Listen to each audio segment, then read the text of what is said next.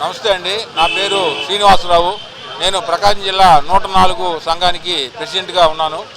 నేను 2008లో ఈ పథకం ప్రారంభమైన దగ్గర నుంచి ఇదే 104లో డ్రైవర్గా విధులు నిర్వహిస్తున్నాను.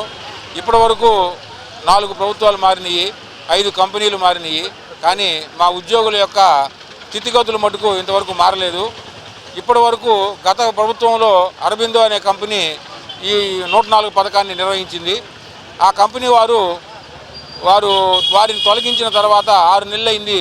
ఇప్పటి వరకు మాకు రావాల్సిన పిఎఫ్ బకాయిలు కానీ, ఈఎల్స్ బకాయిలు కానీ, గ్రాట్యుటీ బకాయిలు కానీ ఇంతవరకు మాకు చెల్లించలేదు.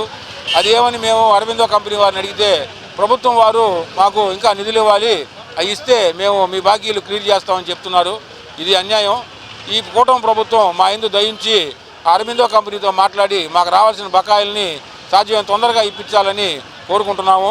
అలాగే ఈ కూటమి ప్రభుత్వం అధికారంలోకి వచ్చినాక భవ్య అనే కంపెనీకి ఈ కాంట్రాక్ట్ని ఇచ్చింది. ఈ భవ్య కంపెనీ మమ్మల్ని హ్యాండ్ ఓవర్ చేసుకున్నంత వరకు ఇప్పటికి 7 నెలల కాలం అయింది. ఇప్పటి వరకు మాకు అపాయింట్మెంట్ లెటర్లు కానీ, పే స్లిప్పులు కానీ ఇవ్వలేదు. మాకు ప్రభుత్వ అధికారులు ప్రభుత్వంతో చేసుకున్న ఎంఓయూ ప్రకారం హామీ ఇచ్చారు.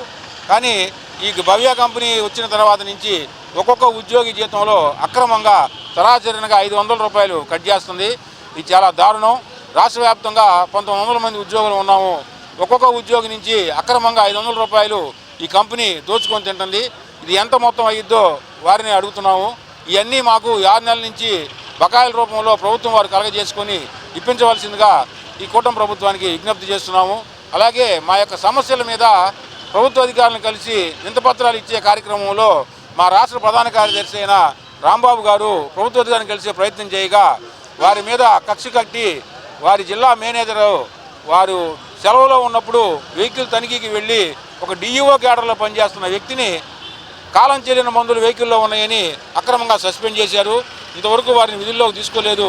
అందుకని ఇమీడియట్గా ప్రభుత్వం వారు కలగజేసుకొని ఈ అక్రమ సస్పెన్షన్లు, అక్రమ పని భారాన్ని, అక్రమంగా ప్రవర్తిస్తున్న ఈ జిల్లా అధికారుల్ని నిలువరించాలని ఈ కూటమి ప్రభుత్వమే కలగజేసుకొని మా న్యాయమైన చట్టపరమైన కోరికల్ని ఆమోదించి నెరవేర్చాలని ఈ ప్రభుత్వానికి విజ్ఞప్తి చేస్తున్నాం.